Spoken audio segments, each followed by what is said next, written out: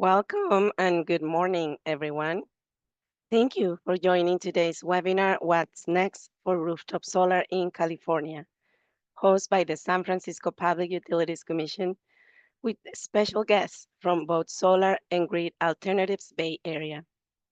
My name is Elisa Rodriguez Fury, and I am a Public Relations Officer for Clean Energy Programs for the San Francisco Public Utilities Commission.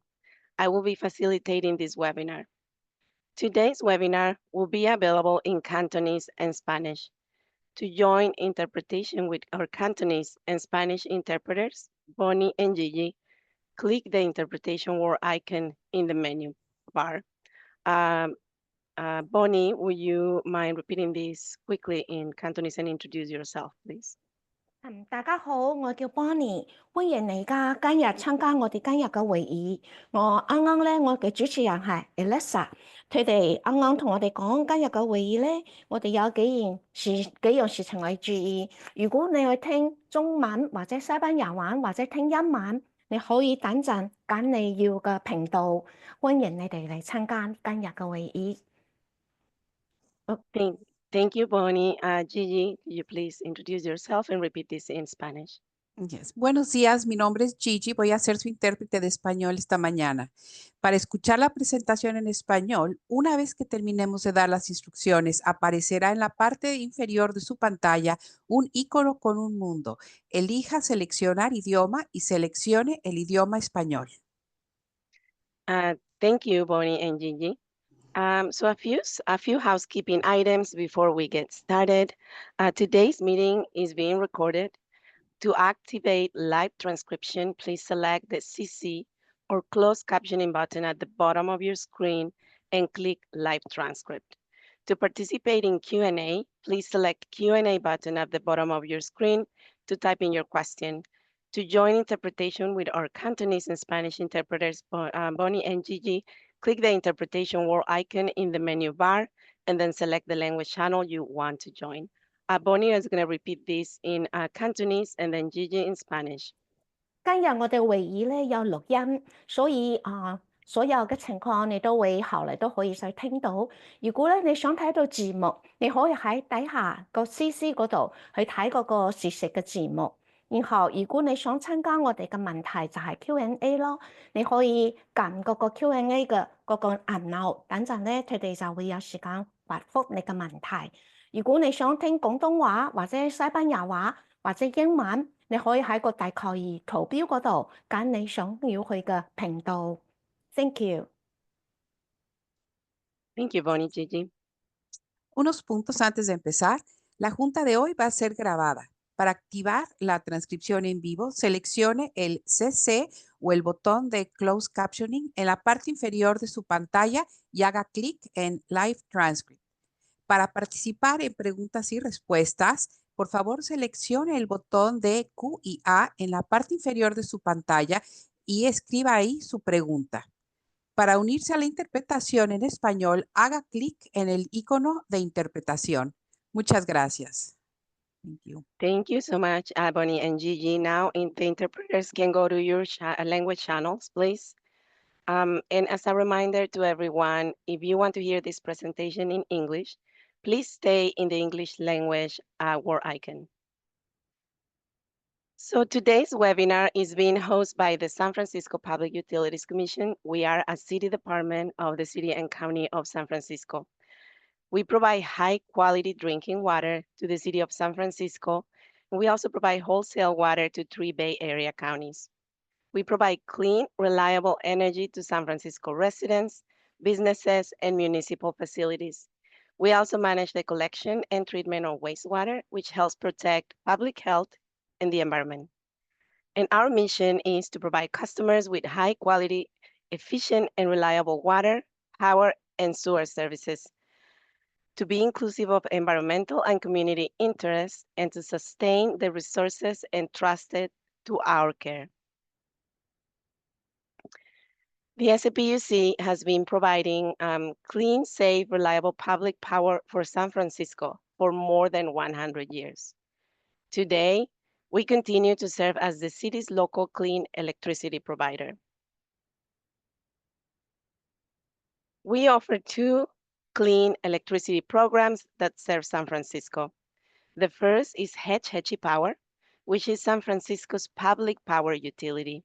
Hetchy Power energizes some of San Francisco's most important municipal assets, including our streetlights, our airport, the general hospital, public libraries, muni, and public schools. Hetchy Power also serves many affordable and public housing sites and new developments like the San Francisco Shipyard and also Salesforce Transit Center. The SPUC also manages Clean Power SF. This is San Francisco's Community Choice Aggregation Program, or also called CCA program. Clean Power SF provides renewable electricity for more than 380,000 residential and commercial customers across the city. Through these two programs, Hetchy Power and Clean Power SF, the SPUC provides more than 75% of the electricity consumed in San Francisco today. Next slide, please. So for today's webinar, we will present you three different perspectives on rooftop solar. We will start off with what is next in rooftop solar policy presented by Both Solar. We will then hear from grid alternatives and their work in the Bay Area. And finally, we will share what we have been doing here at the local level with SPUC programs and also incentives related to rooftop solar. After that, we will have a Q&A with our panelists, and then we were going to try to answer all your questions. And I want to remind everyone, please use the Q&A function in your menu bar to submit questions. We're going to try to answer as many of your questions as we can during today's webinar. So to kick off today's webinar, I would like to introduce our three presenters today. First, we have Steve Campbell. He is the Regulatory Director for the West for Both Solar. Steve participates in multiple regulatory proceedings in front of California state agencies, including the California Public Utilities Commission and the California Energy Commission. Steve also serves and helps develop both solar legislative engagement to expand access to solar, storage, and other DER technologies to low-income communities across the state.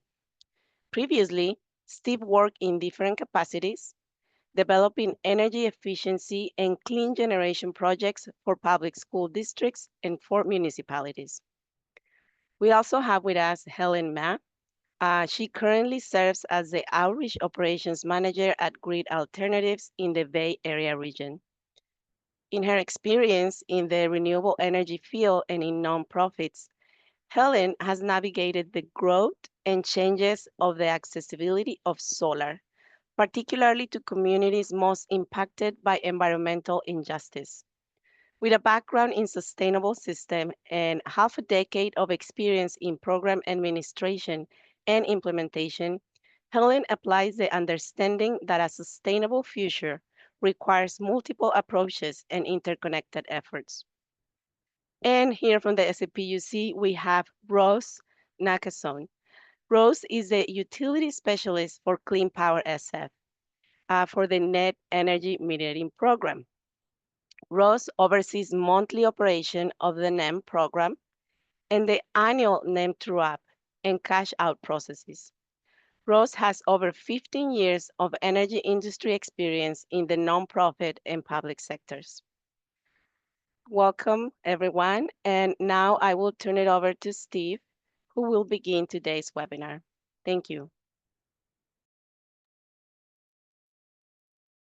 Good morning, everybody, and thank you to the City County of San Francisco for the invitation to present today.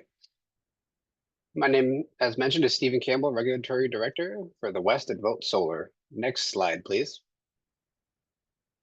So Vote Solar, to introduce you to us, our mission framework, our North Star, if you will, is local clean energy for all. We believe the best use of the existing built environment or solar on rooftops is the best use of limited resources. Our vision is a resilient world powered by the sun. And our mission is to realize a 100% local clean energy future through a solutions-driven, people-first approach. Next slide, please. So to know where we're going, I think it's helpful to know where we've been. And so you can see the past 20 plus years of rooftop solar policy in California, beginning in around 2001 and ending in today. And you can see that it's really been a upward trend over the past 20 years. So right around 2004, California started looking at increasing rooftop solar, and they did that through a large incentive program called the California Solar Incentive. And that provided incentives on a dollar per watt basis to install solar on residential rooftops. And you can see that worked for a while, and it was year over year capacity doubling, if you will, of rooftop solar. But it really didn't get going until 2014, when rooftop solar costs were coming down because the program was working well. And then it was becoming more affordable to more communities. And so in 2014, this is under net energy metering 2.0 is when 2014, 2015 is when net energy metering 2.0 was really kicking off. And you can see that we had a little bump in installations around 500 megawatts annually in California. And that continued for 8 or 9 years until 2023. And you can see that we went from, in 2016, around 600 megawatts, all the way up to about 1,800 megawatts in 2022 and 2023. And that is a lot of solar, rooftop solar, every single year in California. That contributes to California's total energy mix significantly. Then you can see the drop off after 2023 and 2024. And that is because the underlying tariff changed. We went from a net energy metering tariff to a, net billing tariff. And I think Ross will discuss this a little bit more, but that essentially just means the amount that the state pays you for electricity is different. So they pay you less in 2024 than they did in 2023. Next slide, please. So zooming in on the past 5 years, you can see the capacity up top. That's how many megawatts cumulatively that each system contributes to the state. And then the bottom is how many projects. So I think maybe the projects is much more easy to understand. We had around 150,000 annual installations in 2020 and 2021. That bumped up to 270,000 annual installations.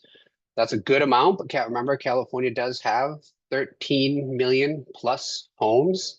And so World Solar supports local solar on as many of the homes that can accommodate solar as possible. So there's still clearly a long way to go. I believe we have around 15-ish% of rooftops right now covered in solar.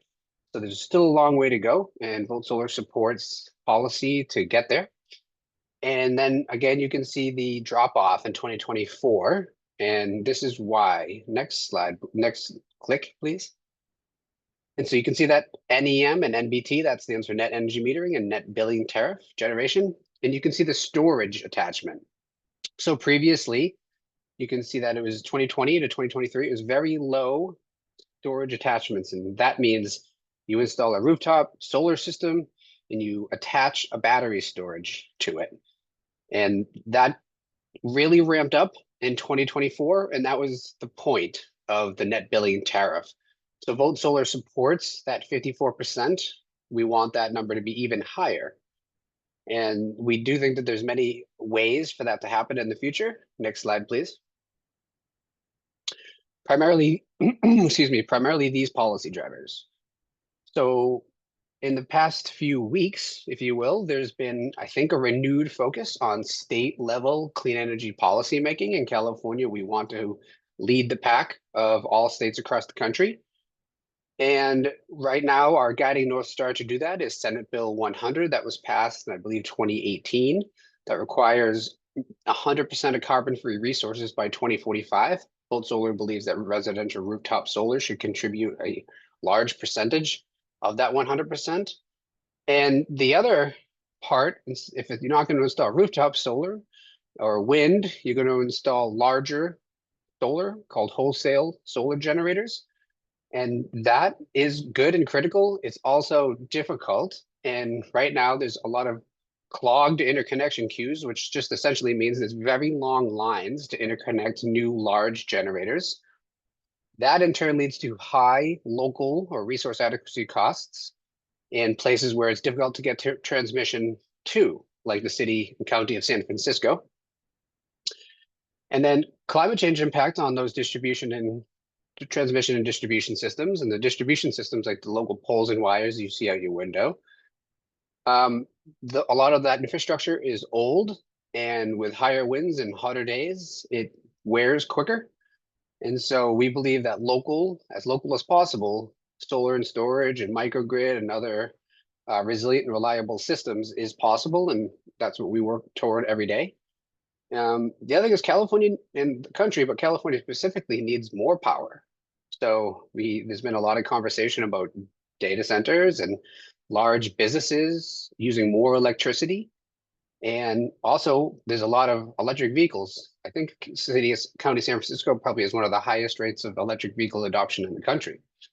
And so we believe that pairing more and more of those EVs with rooftop solar will provide it makes much more sense for the customer to do that, primarily because rooftop solar paired with storage or paired with EVs helps reduce utility bills and also controls and stabilizes utility bills.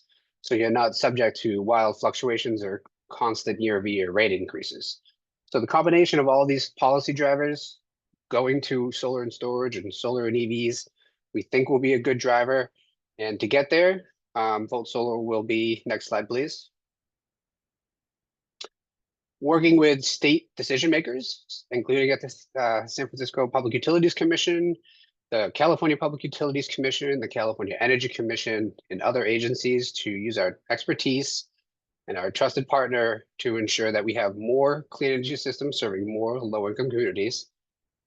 And we work with advocates and climate influencers because there's a lot of news these days and it can be difficult to get in front of people. So we do our best to take real issues and real solutions to the decision makers, and we work with communities to get there. Thanks very much. And that's it for me. I think we're passing it on to Helen at Grid Alternatives. Thank you. Thank you, Steve. Next slide, please. Hi, everyone. My name is Helen. I'm part of Grid Alternatives and now speaking about programs making it accessible for rooftop solar for more people. Next slide, please. So who's Grid Alternatives? So Grid Alternatives is a 501(c) nonprofit. Our vision is to have a rapid, equitable transition to a world powered by renewable energy that benefits everyone. And our mission is to build community-powered solutions to advance economic and environmental justice through renewable energy. Next slide, please. And our motto is people, planet, and employment. Some of the ways we do that is by providing no-cost solar, or doing a electric vehicle trade-in program, EV charging, and even job training programs. Next slide, please.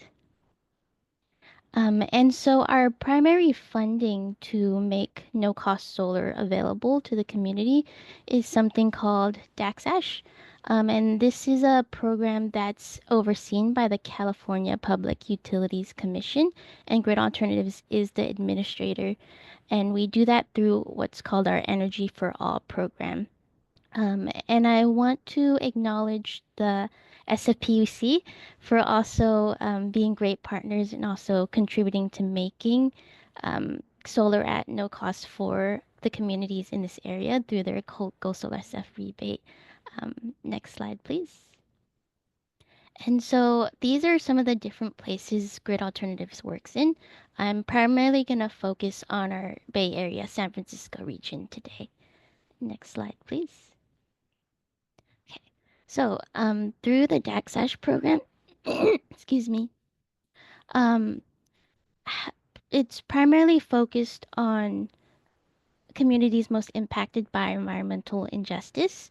So you'll see on the left, we do have a map, and that's extracted from what's called the Cal Enviro Screen Map.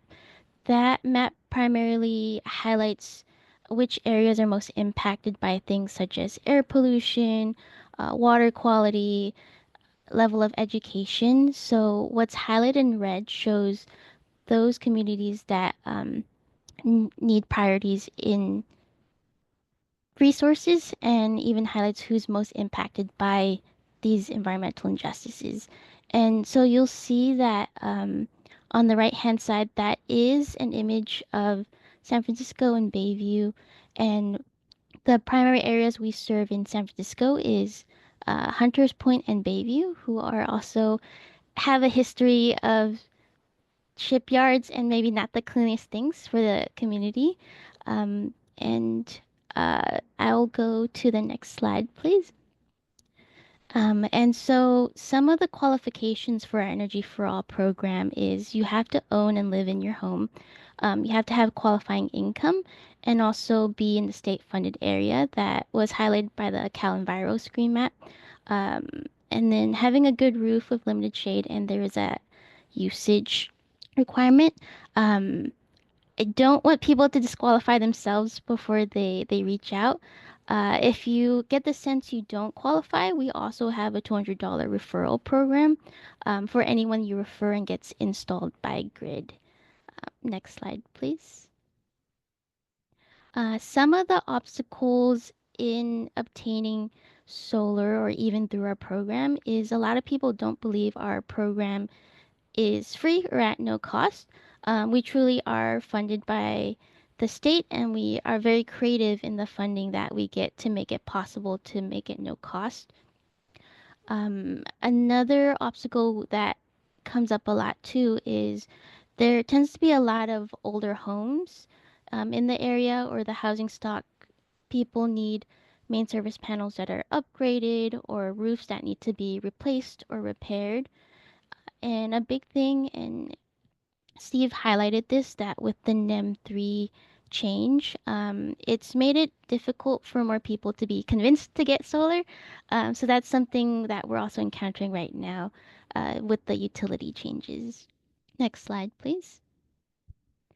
So what's next? So Energy for All is our current program, but there's also going to be expansion in serving more people.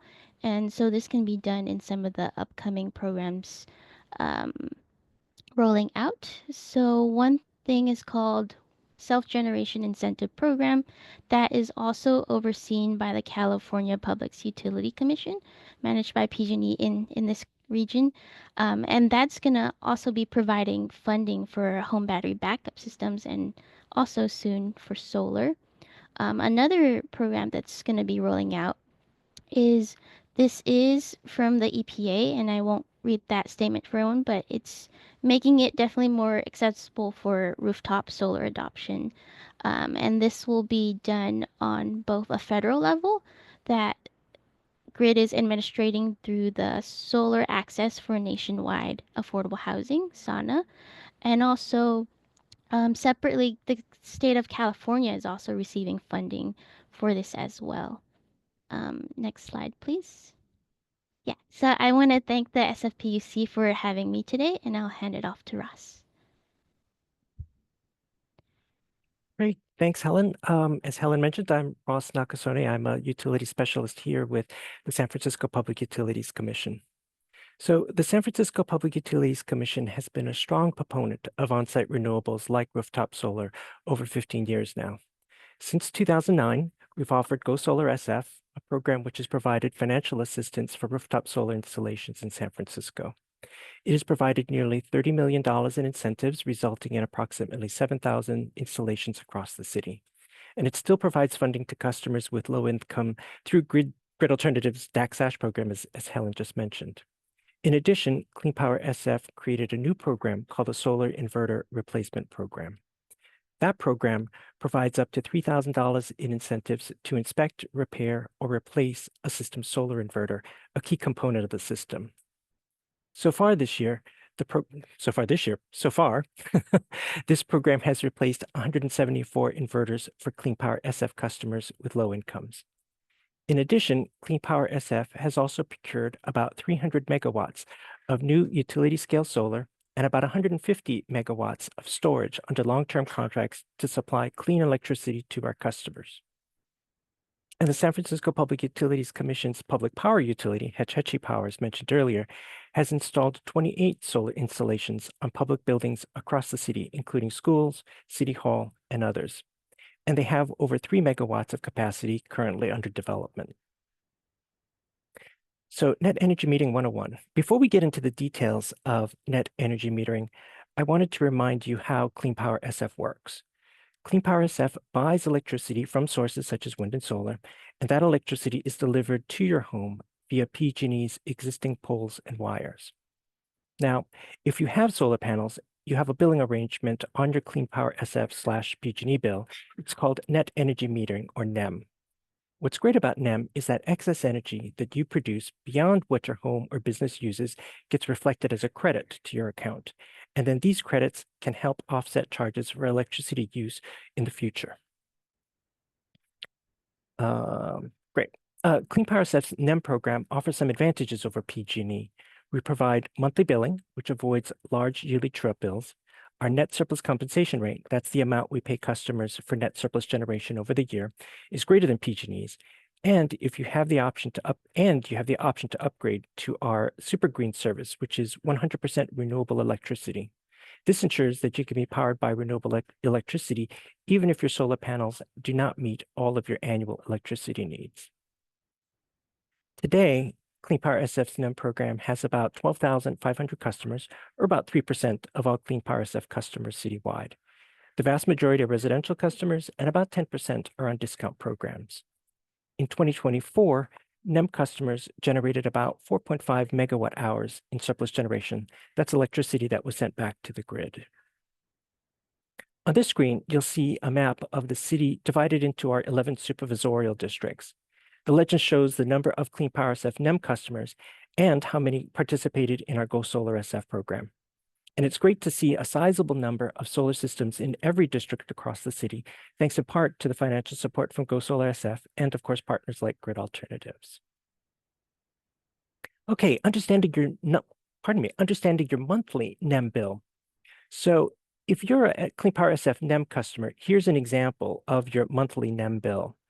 Unlike PG&E, which offers annual billing, Clean Power SF settles charges monthly.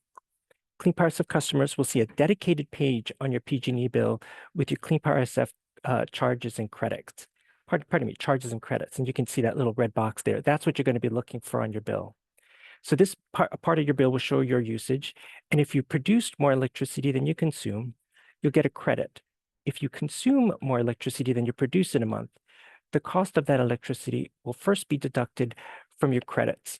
And if the amount exceeds your credit balance, you'll be charged. Great. Understanding your NEM true-up bill. So each year, Clean Power SF conducts an annual true-up, and the true-up includes two key actions. First, we determine if you produced more power than you used from May to April, and then we settle up your account for the next true-up period. If your account produced or exported more power than you used for that 12-month period, Clean Power SF will pay you for that net surplus generation at 8.93 cents per kilowatt hour. And then we settle up both your NEM credit balance, that's the dollar amount, and then the NEM energy balance, the kilowatt section for your next true-up period. As others mentioned, the California Public Utilities Commission directed PG&E to adopt a successor to net energy metering. It's commonly called Solar Billing Plan, but as you've heard from our other speakers, it's also known as Net Billing Tariff, and it's sometimes called NEM 3.0. In their decision, the California Public Utilities Commission said that while California's electric grid is powered by clean energy during the day, our peak electricity demands in the late afternoon and night rely on greenhouse gas emitting resources. And they said that the amount NEM customers are credited for those energy exports is high, shifting costs to non-NEM customers and disproportionately impacting low-income ratepayers. The solar billing plan, though, applies to new installations when the application to interconnect was submitted after April 2023, and it doesn't apply to NEM installations built within the last 20 years. The key distinction between the solar billing plan and NEM is that the credit amount for electricity sent to the grid. Under the solar billing plan, energy exports reflect the cost of the market to buy that power. This is generally less than the retail rate that NEM uses, particularly during those daylight hours when California has large amounts of solar energy. Because the solar billing plan's energy export credit rates are generally lower during the hours most rooftop solar systems generate power, it's designed to encourage pairing batteries with solar. That allows them to store rooftop solar power rather than exporting it during the day, and then to use that power during the evening hours when rates are high. So Clean Power itself is considering its own successor to its current NEM program. In addition, we're exploring options for incentivizing residential customer-owned battery storage. And so why are we looking at a successor to NEM? The rooftop solar industry, it's maturing. And San Francisco has supported rooftop solar for about 15 years now. And Clean Power SF essentially has had the same rooftop solar tariff for about 10 years now. So we're asking ourselves, is the retail rate right to credit rooftop solar customers for their energy exports? And is the amount we pay annually for surplus generation at the right level? Right now, we're conducting an analysis and working towards a policy recommendation. And we're also engaging the community to solicit public input and feedback. Here's a timeline for conducting community engagement. Back in November, we hosted a Bay Area rooftop solar industry listening session to hear about their experience with PG&E's solar billing plan. And we're hosting this webinar now to build public understanding in rooftop solar, and to inform the public about our plans to consider a successor to our NEM program. And then in March, we plan to host a virtual solar workshop, to dig into the details of a policy recommendation. If you're interested, sign up via Zoom, and I think someone's just dropped a link into the chat just now. We'll follow that up with a public comment period in April, and then we'll review industry and customer feedback and evaluate our policy recommendation. Tentatively, our goal is to take a policy recommendation about a successor program to the Commission in the summer. If you're interested in learning more or want to engage with us, visit cleanpowersf.org/solarbilling.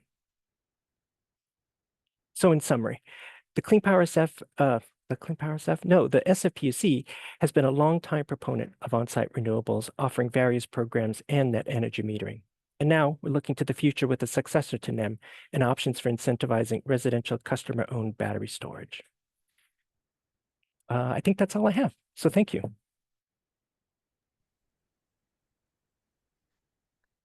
Thank you to our panelists today. We will now move to Q&A session, but before that, here's a quick summary of what we discussed today. Steve spoke to us about the policy impacts on the solar industry. Helen was able to discuss with us GRID's programs and impact, especially in the Bay Area. And Ross gave us an explanation of the solar projects the SCPUC has supported, especially Clean Power SF's NEM program and a possible successor program, and ways to engage in the process. So that concludes today's presentation, and now it's time to answer some of your questions in our Q&A session.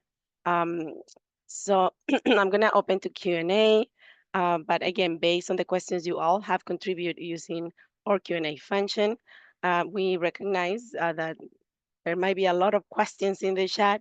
We're gonna try to answer as many questions as possible today.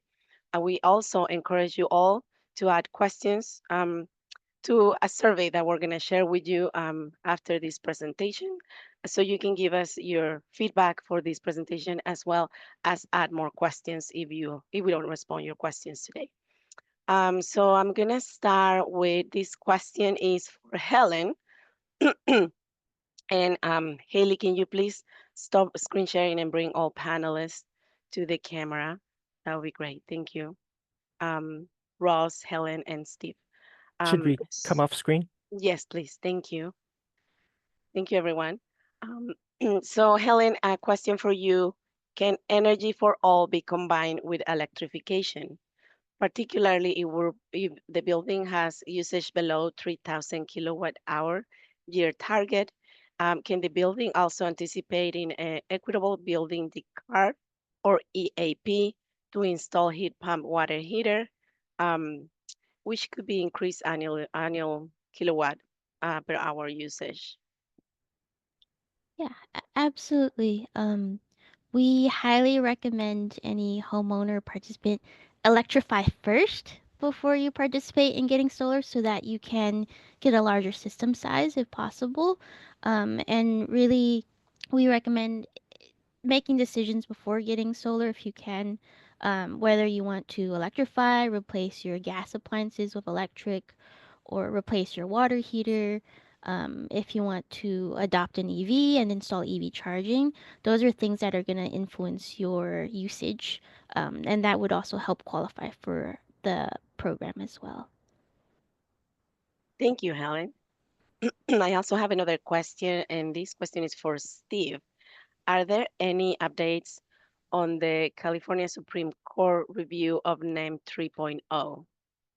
Good question, and there's no updates. It's still pending right now, the appeal. Thank you, Steve. Another question for Helen. Are solar systems by grid available for single-family houses only, or multifamily houses are also qualified? Yeah, so our primary program does serve single family residents. However, we do have separate programs. We had something called SOMA for a while that you would have to make sure if you are in a multifamily unit or a renter, that your landlord or building owner does participate and it's getting solar for the whole building, and that's a separate process. We do have a nonprofit commercial department that we partner with um, folks such as Habitat for Humanity, that they would ask us to install for multiple houses, but primarily single family. And if you have questions, feel free to reach out to me directly and I can drop my information in the chat. Thank you, Helen. And I have a question now for Ross. Will Clean Power SF as a CCA attempt to credit the value of rooftop solar, including local transmission reduction and environment? Solar farms are environmentally catastrophic and transmission dependent. CCA was about local energy, and that is not being valued. I think for crediting the value of rooftop solar, we're going to be looking at what the energy export credit rate should be.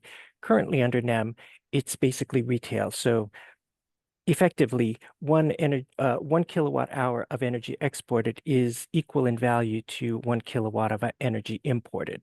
So we're going to be looking at whether or not the export of energy from rooftop solar systems in the future should be valued at retail or something else. Obviously, if you look at the CPUC's solar billing plan, net billing tariff, NEM 3.0 approach, they're looking at something that more appropriately reflects the wholesale value of that electricity. Thank you, Ross. I have a question for all panelists. How are you all anticipating that the new administration's policies might threaten California's clean energy progress? Can I go first and defer to Steve? Yes. Go ahead, Ross. No, Oh, that I'm was gonna your that's okay. my going Oh, first. I'm okay, gonna okay. defer Got to it. Steve. Yeah. Sorry. Okay. Thank you. Thank you, Steve. So the incoming administration definitely has a different stance toward renewable energy than the prior. That's a good question. How that's going to impact California is unknown. How it's going to impact every state is unknown. The most important part of advocacy at this stage, I think, would be to write your Congress people, asking them to commit to the investment tax credit, or the ITC, that was passed or extended in the Inflation Reduction Act 2022 for 10 years.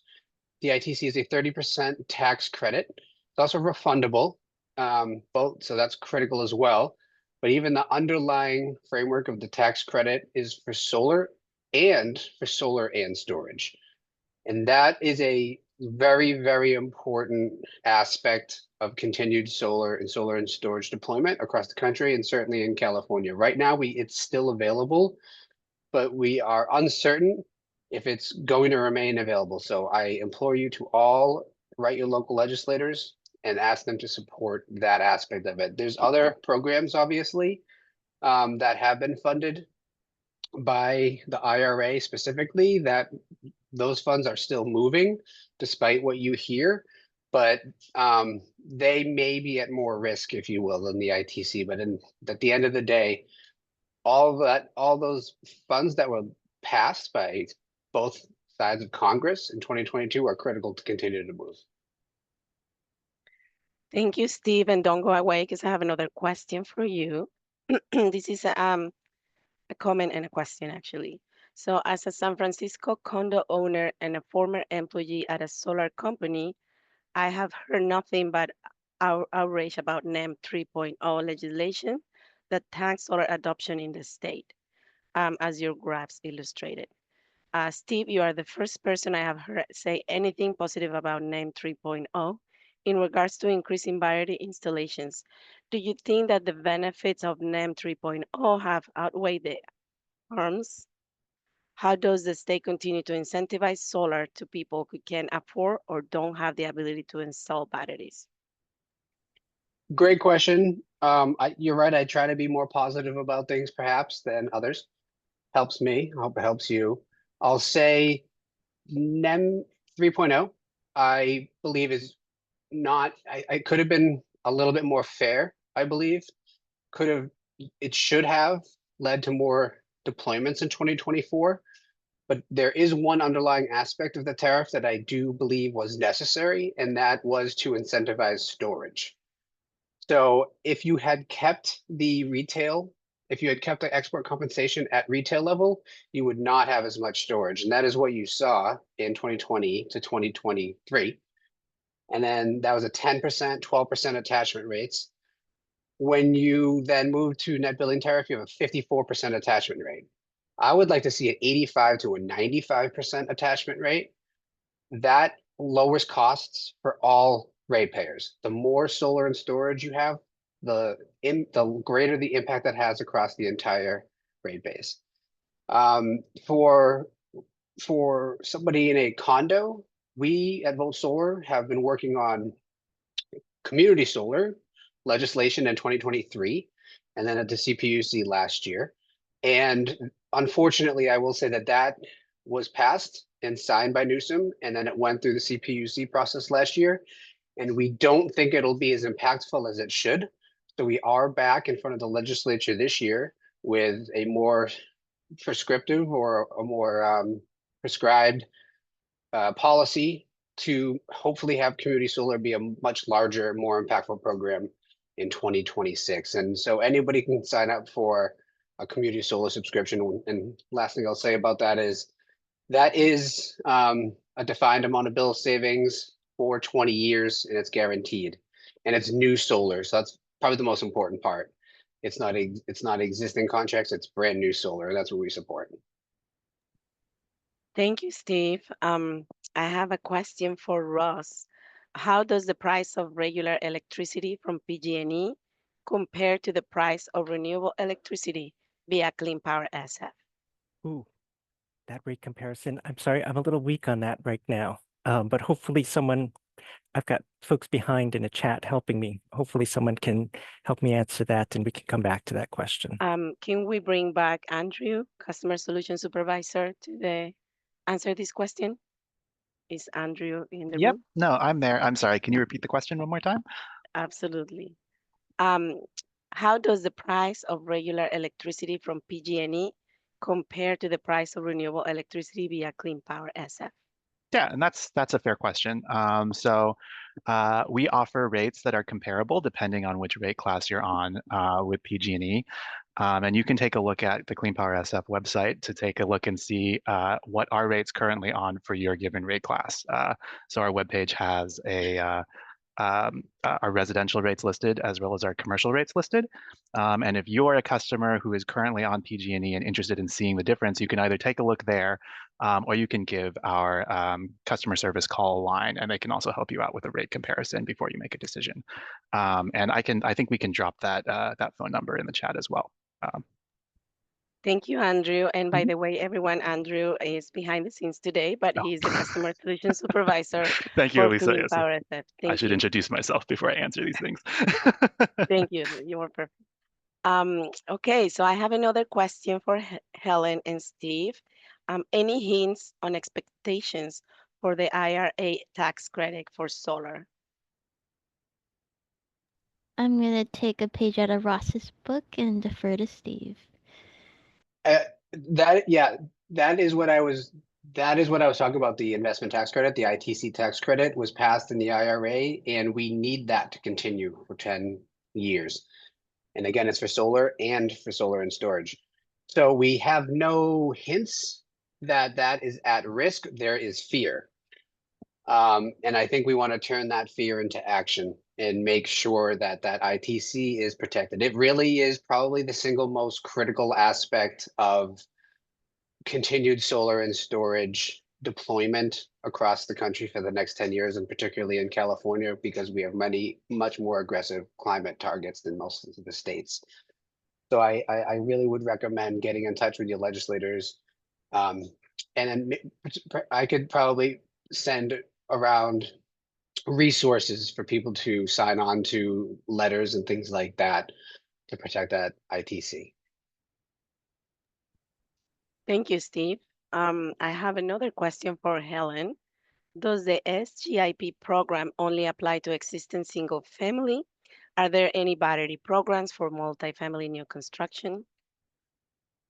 Yeah, that's a good question. So there's different categories and buckets of funding for SGIP. Um, and there's more information on their website. I would say primarily the way grid we engage in it is for single family, but there is different funding buckets that's both single family and also multifamily.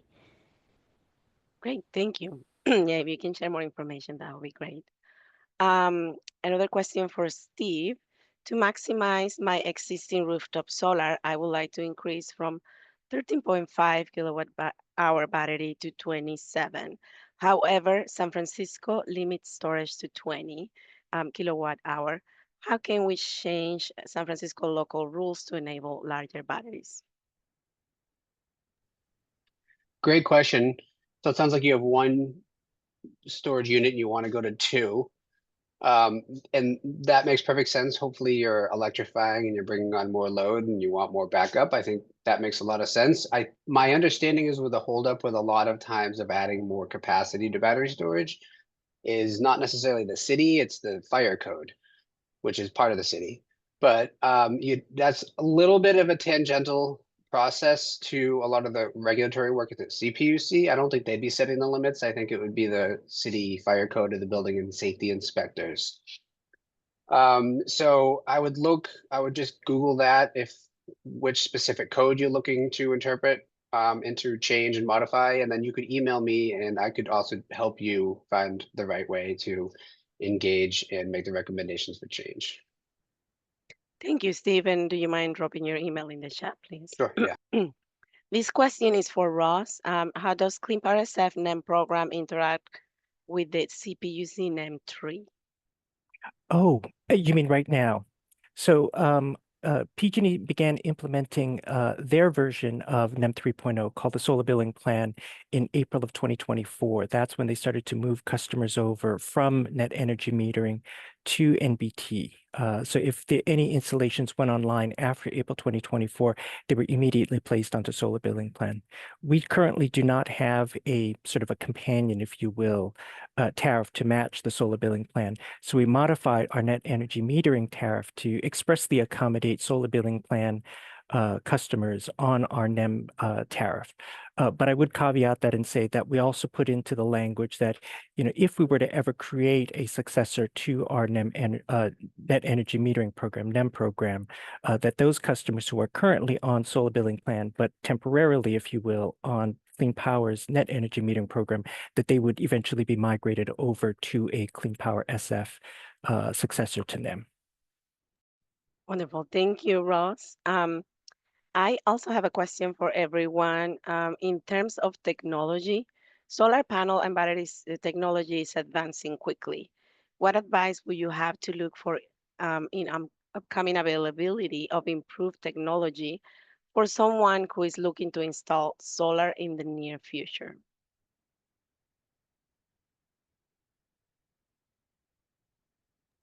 I I Anyone? I can take a I would that's a great question. It is maturing quickly. I think one of the interesting parts of solar that's moving quickly is the inverter. Excuse me. So there's micro inverters, which is a inverter on every single solar panel. And that technology is like I said, moving quickly. Historically, if the inverter went out, the entire array would go out. Now with microinverters, if one microinverter goes out, only that panel goes out. And so you can keep up the production value of that solar a lot. The other thing is within smart inverters and new smart inverters, you can do real-time self-consumption. So the solar you're generating on your roof can directly feed your electric vehicle in real time, and that's incredibly valuable. So the panels themselves keep getting a little bit more efficient. I'd say it's the inverter that takes the leaps, and same with the storage unit. Thank you, Steve. I have another question for Rose. The Edison Electric Institute created the cost shift claim in 2012 to discourage rooftop solar and project PG&E and other investor-owned utility monopoly. Rooftop solar and energy efficiency are the two ways consumers can reduce their PG&E bills. A recent study showed that rooftop solar reduces costs for all ratepayers for a variety of reasons. Will the SPUC consider this study and others before reducing the credit value to rooftop customers? We're in the middle right now of conducting our analysis for a potential successor to NEM, so we're very open-minded to any additional information. So yeah, send that our way and we'll definitely take a look. And as I mentioned earlier, we're going to be engaging in more community outreach with a workshop in March and then with public comment in April. So keep it coming. Thank you, Ross. And I have a question for all of our panelists today. As someone who recently installed a rooftop solar and battery system, it's hard for me to recommend it to most other people who don't have the ability to shift their usage to the daytime. My 10 kilowatt hour battery system cannot make it through the night unless I shift all my high energy usage, laundry, EV charging, water heating to the day. How can we make rooftop solar more appealing to homes that don't have the ability to drastically shift their usage? Hmm, that's a tough one because that's sort of electricity is cheapest and most available, particularly clean electricity is cheapest and most available during the daylight hours. And so we're either encouraging folks to shift their usage from, the hours when we rely on more greenhouse gas emitting resources or store their electricity that they generate during the daylight hours for use during those greenhouse gas emitting hours. Um, yeah, I'm not sure I've got a good answer. Helena, you came off mute. Sure, yeah. And I want to also touch on one of the previous questions of battery technology is also still shifting. And so I'll say that's something to keep an eye on too. And um, just different models keep coming out each year. But to answer this question directly, I think energy habits really make a difference. I know it's hard to kind of load shift if there's any way to use your more energy higher energy using appliances like laundry things during the weekends, maybe during the daytime. Um, 10 kilowatts is normally pretty good for at least emergency uses or kind of to keep your fridge running. But yeah, that is a tough one that I think however you can load shift is best. Um, or being cautious of also the NEM billing times. 4 to 9 is normally peak energy if you can use before 4 or after 9. If you have to buy energy from the grid, just being cautious of those times too. Hopefully that's helpful in some way. one technological thing to think about is thinking about water heaters. We also happen to run a heat pump water heater program, and you can think of a heat pump water heater like a battery. You obviously can charge your water, make it warm during the day in a tank, and store it when electricity is cheap. And then, of course, you you use hot water when you use hot water, but obviously, if you're using hot water during the peak hours, that's when I use hot water when I'm at home running the dishes or taking a shower. That water has already been heated by electricity during the daylight hours, the cheaper hours. And then you're consuming that water, that energy at night. And that reminded me of something else too. That I know this may not be accessible to everyone, but with technology now, there are certain appliances that you can remotely turn on or set a timer for to use during the daylight hours. So that might be something to look into too if you truly are trying to load shift and you can afford maybe adopting appliances that have something you can schedule to use. Thank you, Helen and Ross and Steve. Today we are at time, and I want to bring us back for next steps. Um, if you can, Haley, if you can bring back the presentation, that would be great because I have a couple of slides to show to people. We want you to let us know your opinion by filling out a short survey that we just dropped into the chat. Let us know if you found webinars like this valuable. What would you like us to improve or do to have any other, or actually, do you have any other questions or suggestions for future webinars? And if we didn't answer all of your questions today, please feel free to add questions into the survey. We will try the best to respond to those questions. Um, Also, please join our Clean Power SF Solar Workshop on March 24 that Ross just mentioned. We have the link also for you to register in the chat, and it's going to be in this presentation. We're going to send an email with the recording presentation. Learn more about our NEM programs and propose changes by visiting our web pages showing on the screen. And please note, we will be sending you the recording again of this presentation and all of this information again today. I want to thank you, thank our speakers, our panelists for their time today and sharing the knowledge. I want to thank all of you, our participants, for attending. I want to thank all of our team for doing hard work behind the screen here. And thank you, everyone. Enjoy the rest of your Thursday. Have a great day.